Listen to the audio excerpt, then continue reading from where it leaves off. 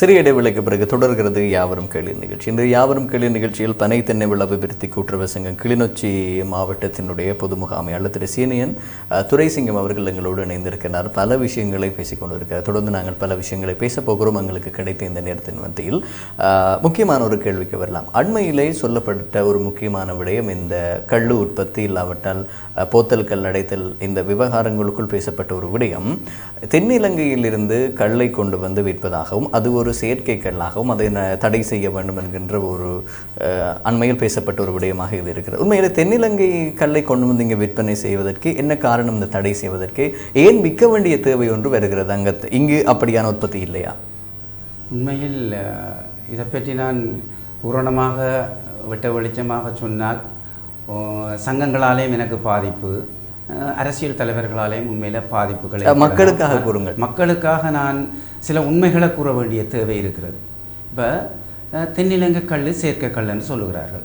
இந்த சொன்னவர்கள் அந்த கல்லை சுவைத்து பார்த்திருக்கிறார்களா என்ற ஒரு கேள்வி கேட்க வேண்டும். அவர்களுக்கு இந்த பனங்களோ அல்ல எங்களுடைய உற்பத்தி கல்லுக்கும் அதுக்கும் அந்த கல்லுக்கும் உள்ள வித்தியாசத்தை இந்த கூறுகிறவர்கள் அல்ல சொல்லுகிறவர்கள், அந்த தென்னிலங்கை கல் ரசாயன கல் அல்ல செயற்கை கல் அது உடல் நலத்துக்கு கேடு என்று சொல்லுகிறவர்கள் அதை குடித்து பார்த்திருக்க வேணும், அல்லது குடித்ததால் அவர்கள் நோய்வாய்ப்பட்டிருக்க வேணும், அல்லது ஏதாவது அவர்கள் அதை அறிந்திருக்க வேணும். இந்த கல் இங்கே கொண்டு வந்து எப்படி அதை கொண்டு வந்து விற்பதற்கும் இல்லாவிட்டால் அதனுடைய செயற்கை கல்லாக இருப்பதற்கும் இல்லாவிட்டால் அதை இருக்கலாம் இல்லாமல் இருக்கலாம். ஆனால் அதற்கு முதல் இந்த கல்லை ஏன் நாங்கள் இங்கு கொண்டு வர வேண்டும்? எங்களுடைய மாவட்டத்தில் கல் இல்லையா? அது சேமித்து வைத்து பொத்தல் கல்லில் அடைத்து நாங்கள் இல்லாத காலங்களில் பாவிக்க முடியாதா? எங்களுடைய வடக்கை பொறுத்தவரையில் உண்மையில் இதுக்கு ஒரு நீண்ட விளக்கம் தான் நான் உங்களுக்கு தர வேண்டும். உண்மையிலே இது நிறைய மக்கள் மத்தியில் பெரும் பிரச்சனையாக இருக்கின்றது.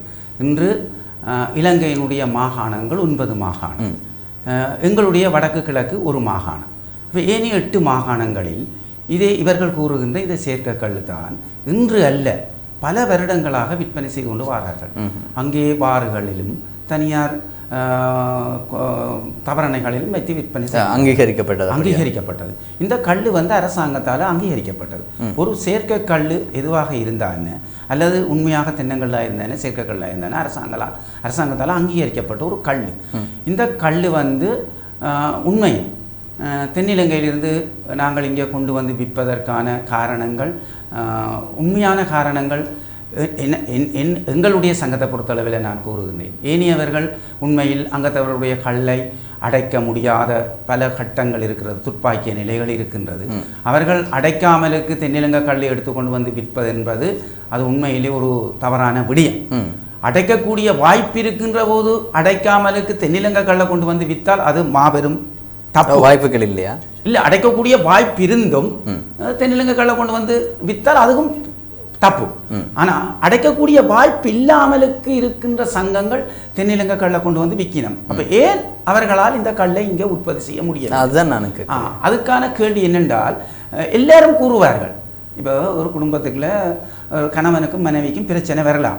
ஆனால் அந்த பிரச்சனையை கணவனோ மனைவியோ மாமனுக்கோ மாமிக்கோ இல்லை அப்பனுக்கோ அம்மாவுக்கோ சொல்ல முடியாத பிரச்சனை இருக்கலாம். ஆனால் அவர்கள் அடிபட்டு கொண்டிருப்பார்கள். ஆனால் அவர்களால் இதுதான் பிரச்சனை என்று வெளியில் சொல்ல முடியாது. ஆனால் இவர்களோ என்னத்துக்கடி சண்டை பிடிக்கிறா, ஏனடா சண்டை பிடிக்கிறா, இடே ஒற்றுமையா இருடாண்டு இவர்கள் போர்க்கொடி தூக்குவார்கள். ஆனால் அங்கே என்ன பிரச்சனை என்பதை இவர்களுக்கு தெளிவாக தெரியாது. இது போலதான் தென்னிலங்கை கல்லை கொண்டு திறக்கிறார்கள். ஏன் இவர்களால் அடைக்க முடியலை என்றதுக்கான விளக்கம் பூரணமாக யாருமே தெரிஞ்சு கொள்ள முடியாமல் இருக்கிறேன். என்ன பொறுத்தளவில் நான் சொல்றேன், தென்னிலங்கை கல்லை நாங்கள் ரக்காமலுக்கு எங்களுடைய வடமாகாணத்தில் இருக்கக்கூடிய பண வளங்களை பயன்படுத்தி நாங்கள் போத்தக்கல் அடைத்தால் தென்னிலங்கைக்கு கல் கொடுக்கலாம், வெளிநாட்டுக்கும் கல் ஏற்றுமதி செய்யலாம். ஆனால் அதுக்கான எங்களுடைய அந்த வளங்கள் எங்களிடம் இல்லை. இப்போ ஒரு உதாரணத்துக்கு சொல்லுகிறேன், ஒரு சின்ன சங்கத்தை எடுத்துக்கொள்வோம். நாளாந்தம் 10,000 போது கல் உற்பத்தி செய்யலாம்.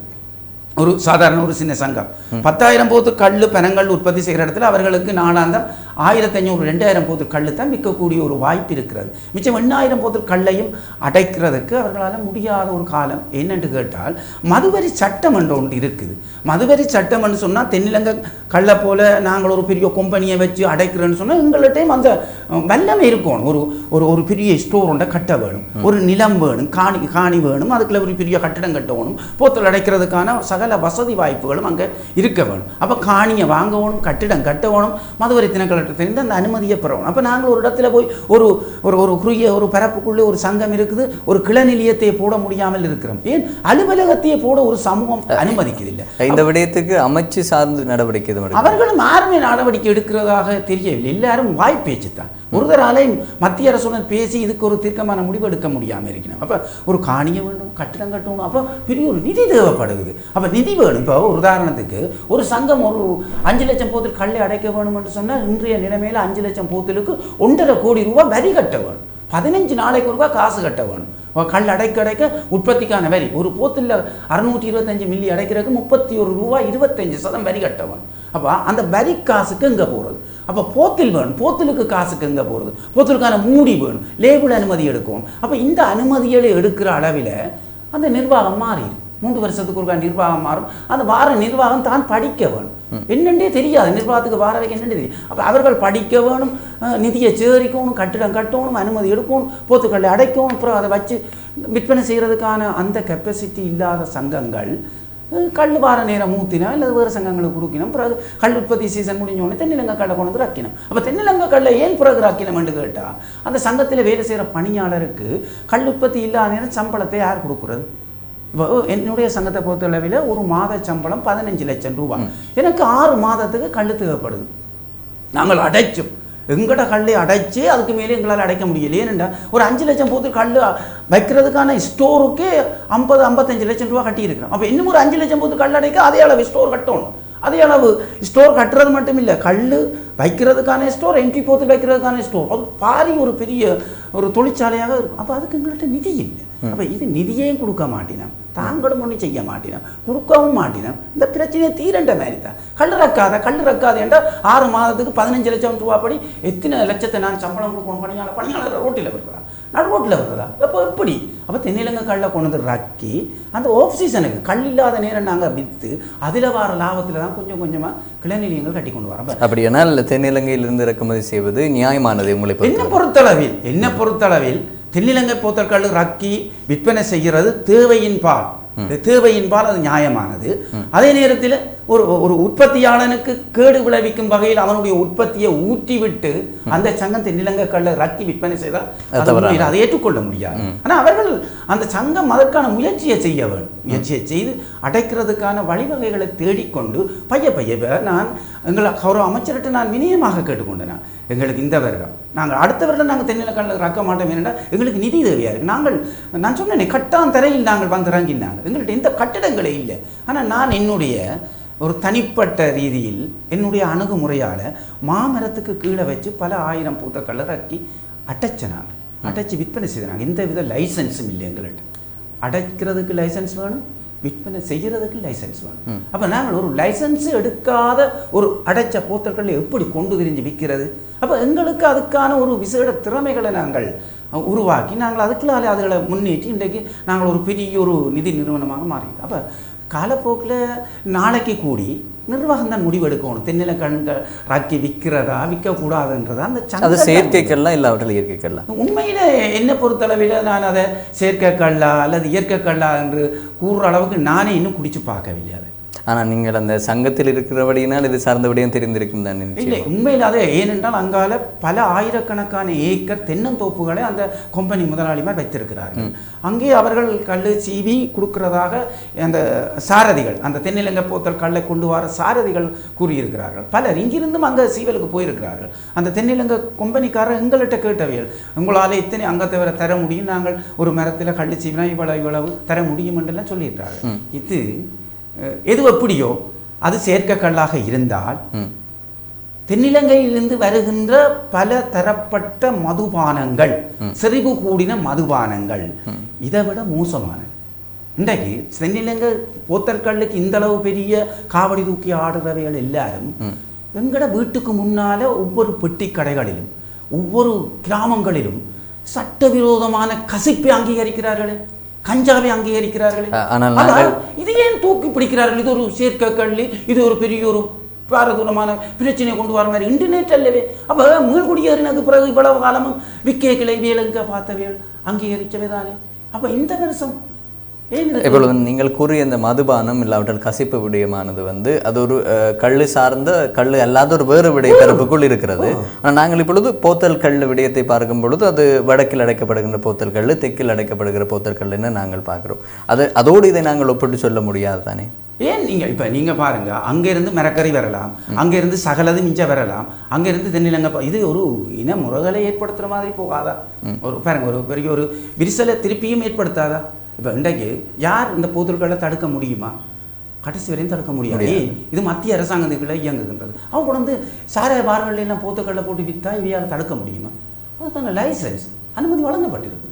இப்போ நாங்கள் போத்தல்களை ராக்கி விற்காவிட்டால் அவர்கள் கொண்டு வந்து பார்களில் போட்டு விற்பார்கள். இன்றைக்கு வவுனியாவில் முல்லைத்தீவில் பார்களில் கொண்டு வந்து போட்டு விற்கிறார்கள். அது அந்த தென்னிலங்கை கல் பார்களில் போட விடாமலுக்கு ஒரு அணுகுமுறையில் பழைய அரசியல் தலைவர்கள் கதைத்து பேசி ஒரு இணக்கப்பாட்டுடன் அங்கத்தவர்கள் பாவம் இவர்களுடைய உற்பத்தியை ஊற்ற விடக்கூடாது, அதால் தயவு செய்து அதை பாரில் கொண்டு வந்து போட வேண்டாம் என்று கதைத்த தலைவர்களும் இருக்கிறார். சட்டத்தின்படி இவர்கள் அதை கொண்டு வரக்கூடாது, இங்கே கொண்டு வந்தால் பிரச்சனை, யாரும் ரக்கக்கூடாது, ரக்கினால் கடும் நடவடிக்கை எடுப்பேன் என்று கதைக்கிறவர்கள் அந்த சங்கத்துக்கு மாற்றி வழிகளையும் கொடுக்க வேண்டும். மாற்றி வழியையும் கொடுக்காமலுக்கு ரக்கக்கூடாது சங்கத்தை இந்த இப்போ பாருங்கள், கரைச்சி கிழக்கு சங்கம் பூட்டியாச்சு. கிளிநொச்சியில் கரைச்சி கிழக்கு பல கூட்டுற சங்கம், இப்படி பல சங்கங்கள் பூட்டப்பட்டு விட்டன. அப்போ இந்த பலதின வள சங்கங்களையும் பூட்டுறதா? குறிப்பிட்ட ஒரு சில மாதங்களுக்கு அந்த போத்தக்களை இறக்கி அதிலிருந்து பெறுகிற லாபத்தினூடாக தான் இவர்கள் அந்த போத்தக்களை இஞ்சி அடைக்கிறதுக்கான ஒரு நிதியை சேகரிக்கலாம். அல்லது நீங்கள் ஒரு கணிசமான நிதியை 2 மில்லியன் 3 மில்லியன் 4 மில்லியன் ஒவ்வொரு சங்கங்களுக்கும் கொடுத்து கட்டிடத்தை கட்டி அதுக்கான ஒரு ஏற்பாடுகளை செய்து கொடுக்கணும். செய்து கொடுக்காமலுக்கு சும்மா இரண்டாவது கதைக்கக்கூடாதுன்னு நான் இதை அமைச்சர்கள் எடுத்த முடிவு அல்லது ஏனியவர்கள் எடுத்த முடிவை நான் அதை மறக்கவில்லை. அவர்கள் எடுத்தது உண்மையில் அமைச்சர்கள் சிலர் எடுத்த முடிவும் ஒரு சில சங்கங்கள் தொடர்ச்சியாக தங்களுடைய நலனுக்காக செய்யலாம். ஆனால் நாங்கள் அப்படி செய்யவில்லை. எங்களுடைய தேவைக்கு மட்டும் நாங்கள் அடைச்ச போத்தக்கள் போன வருடம் எங்களுக்கே காணாது. நாங்கள் ஏனைய சங்கங்களும் கொடுத்து இயலாத கொடுமையில் ஒரு பாருங்க 15 லட்சம் ரூபா ஒரு மாத சம்பளம் பெர்மனன்ட் பணியாளர்கள், அவர்களை நாங்கள் தூக்கி வெளியில் எறியலாம். சம்பளம் கொடுத்தே ஆகணும். அப்போ நாங்கள் 6 மாத சம்பளம் கொடுக்கலன்னா அங்கத்தை வெற்ற நான் சொன்ன அந்த கட்டாய நிதியிலிருந்து தான் சம்பளத்தை கொடுக்கணும். அதை அப்புறம் எப்படி ஈடு செய்வது? ஏற்கனவே நாங்கள் அழிஞ்சு போய் பல மில்லியன் ரூபாய்களை இழந்த நிலையில் இருக்கிறோம். இது பாருங்க, ஒரு உதாரணத்துக்கு நேரம் போகுது உங்களுக்கு, ஒரு கமக்கார அமைப்பு எடுங்க, கடத்தொழிலாளரை எடுங்க, கால்நடையை எடுங்க, விவசாயிகளை எடுங்க. டிராக்டரை கொண்டு வந்து கொடுக்குறான், வலையை கொண்டு வந்து கொடுக்குறான், மோட்டரை கொண்டு வந்து கொடுக்குறான், மண்வெட்டி கொடுக்குறான், பிக்கான் கொடுக்குறான், எல்லாத்தையும் கொண்டு வந்து எல்லா நிறுவனங்களுக்கும் கொடுக்கணும் அரசாங்கம். எங்களுடைய அங்கத்தவருக்கு ஒரு கத்தி, முட்டி, சட்டி, பானை, பொல்லு, கயிறு, ஏதாவது பெரல் கொடுத்தார்களா? அல்ல நாங்கள் இழந்த இழப்பீடுகளை ஏதாவது தந்தார்களா? அங்கத்தவன் ரத்தம் சிந்தி உழைத்தது என்று மேடையாக பேசுகின்ற இந்த அரசியல் தலைவர்கள் இந்த இழப்பீட்டுக்கு ஏதாவது ஒரு வழி செய்தார்களா? இல்லை, ஒன்றுமே இல்லை. பிறகு நாங்கள் ஏதோ ஒரு விதத்தில் இந்த சங்கத்தையும் சமூகத்தையும் இந்த அங்கத்தவர்களையும் பணியாளர்களையும் காப்பாற்றுறதுக்காக அதை நான் சொன்னேன். 9 மாகாணத்தில் கிட்டத்தட்ட எத்தனை லட்சம் மக்கள் அங்கால குடிக்கிறார்கள். இங்கே எத்தனை ஆயிரம் ஒரு சில அங்கால அவர்கள் சாகவில்லையா? அல்ல அவர்கள் எல்லாம் செத்து மடிந்து விட்டார்களா? செயற்கை ரசாயனம் அப்படி இப்படி இவர்கள் போய் என்ன ஆராய்ச்சி செய்தார்களா? கள்ள கொண்டு போய் அங்கே தவறான கருத்தண்டும் நான் சொல்ல வரே இல்லை. செயற்கையாக இருக்கலாம். இப்போ நாங்கள் எத்தனை செயற்கை தக்காளி பழம் வந்துட்டுது, செயற்கை முட்டை வந்துட்டுது, செயற்கை அரிசி வந்துட்டுது, எத்தனை வந்துட்டுது செயற்கையில்? யாரும் அதை தவறுண்டு பார்க்கணுமா? எல்லாம் ஏதோ பிளாஸ்டிக் அரியை சாப்பிட்டு கொண்டு தான் இருக்கிற போல இருக்கு. என்ன எங்களுக்கே தெரியாத விதமான அரிசிகள் வந்துட்டு பிரைட் ரைஸ்ன்றான், அந்த ரைஸ் இந்த ரைஸ் கடையில் போய் கொத்தி போட்டு தானே அவுக்கண்டு நாங்கள் விളിக்கி தள்ளுறோம். ஆனால் உண்மையில் பிளாஸ்டிக்கே இருக்கலாம். அது மாதிரி தான் இதுக்கும் செயற்கை ஏதோ ஒரு வடிவம் எடுத்து ரக்கினால் தூக்கி அடிப்பம் கொல்லுவோம் என்ற அளவுக்கு தீர்மானங்கள் நிறைவேற்றப்பட்டதாக நான் நினைக்கிறேன். செயற்கை கல்லை எல்லாவிட தென்னிலங்கையில் வருகின்ற கல்லை இறக்குமதி செய்யக்கூடாது, இல்லாவிட்டால் இறக்குமதி செய்ய முடியாது என்று இவர்கள் ஒரு சட்டத்தை விடமாக அமைச்சு வரையறுக்குமாக இருந்தால் அதற்காக இங்கு அவர்கள் உற்பத்திக்கு ஏற்றபடி சங்கங்களுக்கு ஒரு வழியை ஏற்படுத்தி கொடுக்க வேண்டும். அதை கொடுத்து விட்டு தான் அதுக்கு அப்பால நாங்கள் மாறி அதை செய்திருந்தால் நீங்கள் உங்களுடைய சட்டங்கள் எங்களுடைய வளம் எங்களுடைய உற்பத்தியை நாங்கள் வளப்படுத்திக் கொள்ள முடியும். நான் இதைத்தான் சொல்லுவேன். நான் அதான் சொன்னேன், நான் ஒரு விசேடமாக இந்த துறை சார்ந்த ரீதியில் நான் இதுக்குள்ளேயே பிறந்து இதுக்குள்ளேயே வளர்ந்து இதுக்குள்ளேயே அனுபவப்பட்டபடியாக என்னுடைய திறமையை வச்சுக்கொண்டு என்னுடைய நிர்வாகத்தையும் வச்சுக்கொண்டு தான் நான் இந்த சங்கத்தை வளர்த்தது. அப்போ அது மாதிரி எல்லாராலையும் அந்த முடியாத ஒரு காரியமாக போயிட்டு அதனால் எல்லா சங்கங்களும் தங்களால் முயலாமைக்கு இருப்பினும் அந்த சீசன் வர அதை எடுத்து விற்கணும். ஆனால் அவைகளுக்குள்ளே என்ன இருக்குன்றது எனக்கு தெரியல உண்மையில். இப்போ சிலர் இருக்கலாம் அதில் லாபத்தை உழைப்பதற்காக, ஏதோ ஒரு வகையில் லாபங்களை உழைக்கிறதுக்காக ஏதாவது செய்யலாம், மாற்று வழிகள் இருக்கலாம். ஆனால் நாங்கள் அப்படி செய்ய எங்களை எப்படி நினைக்கணுமோ எனக்கு தெரியல. ஆனால் இதை நான் நியாயப்படுத்த வேண்டிய தேவை இருக்குது. என்ன பொறுத்தளவில் நாங்கள் சில வேளையில் அடுத்த வருடமும் இறக்கலாம். அது எங்களுடைய சங்கம் எடுக்க வேண்டிய முடிவு, எங்களுடைய பொதுச்சபையோ நிர்வாகமோ எடுக்க வேண்டிய முடிவு. இதில் யாரும் தலையிட முடியாது. என்ன பொறுத்தளவில் நான் சொல்கிறேன், சங்கம் தான் தனக்கு வேண்டியதை தானே தீர்மானிக்கவும், யாரும் தீர்மானிக்க முடியாது. விளங்கல் இவ்வளவு காலமும் இன்று நேற்று இல்லையே. அப்போ நாட்டில் எவ்வளோ பிரச்சனைகள் இருக்குது. மக்கள் இன்றைக்கு சாப்பிட வழி இல்லாமல் இன்றைக்கு நாட்டுக்காக போராடி தியாகம் செய்த எத்தனையோ போராளி குடும்பங்கள், எத்தனையோ அங்கவீனர்கள், எத்தனையோ விதவைகளுக்கான திட்டங்கள் இன்று வரைக்கும் யாரும் செய்யவில்லை. யாரும் கதைக்கிறோம், எல்லாரும் கதைக்கிறோம். இத்தனை வீட்டுக்கு வீடு வாசல் படி, சொல்ல முடியாத துயரங்களில் இத்தனை மக்கள், அதுக்கான திட்டங்கள் இல்லை. சும்மா வளர்ந்து வர சங்கங்களை போய் அதை சொல்லி இதை சொல்லி கெடுத்து அவனாரா உழைச்சிட்டு போட்டு நான் சொன்னேன், தேன் எடுத்தவன் புறங்கை நக்க முடியாது, நக்க இல்லாமல் விட முடியாது. ஆனால் அவன் ஏன் நக்கிறான்ன்றதை விளங்கி கொள்ளும். நான் உங்களுக்கு சொல்ல வேணும் இந்த கதையை. கையில் இருக்கிற தேனை கழுவி தண்ணியில் கழுவி வீணா போடுற தேனைத்தானே அவன் நக்கிறான். போத்தில் அடைச்ச தேனை அவன் குடிக்கலையே. இது நானாக இருக்கலாம், நீங்களாக இருக்கலாம், யாராக இருந்தாலும் ஆக்களை பார்த்துட்டு ஒரு கையில் கிடக்கிறத நக்கித்தான் போவாங்க. இது போலத்தான் சுவாரஸ்யமாக சொல்கிற விஷயம்.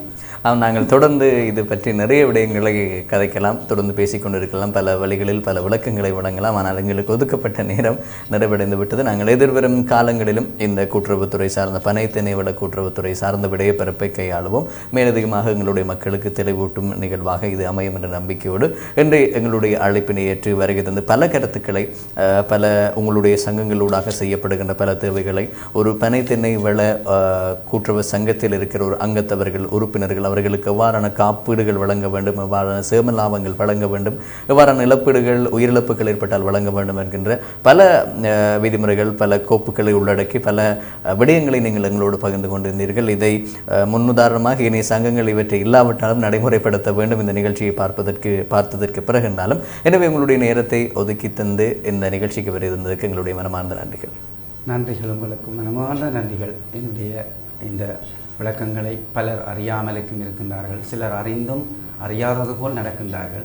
எனவே இந்த விளக்கங்களில் பூரண திருப்தி இருப்பவர்கள் ஏற்றுக்கொள்வார்கள், திருப்தி இல்லாதவர்கள் ஏற்றுக்கொள்ள மாட்டார்கள். உண்மையில் ஒவ்வொருத்தரும் பட்டறிந்தால்தான் அதன் அருமை தெரியும். பட்டறியாதவனுக்கு அதனுடைய வேதனைகளும் வேலையும் தெரியாது.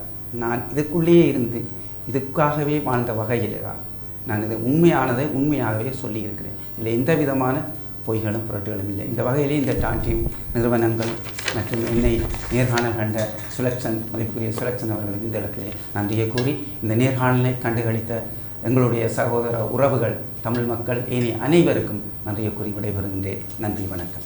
நன்றி ஐயா. ஒருவருக்காக பலரும், பலருக்காக ஒருவரும் ஒன்று சேருவதை கூட்டுறவு என்கின்ற அந்த துணைப்பொருளோடு இந்த நிகழ்ச்சியில் இருந்து விடைபெறுகிறேன். மீண்டும் நாளை தினம் மற்றும் ஒரு புதிய நிகழ்ச்சியில் உங்கள் அனைவரையும் சந்திப்போம். வணக்கம் நேயர்களே.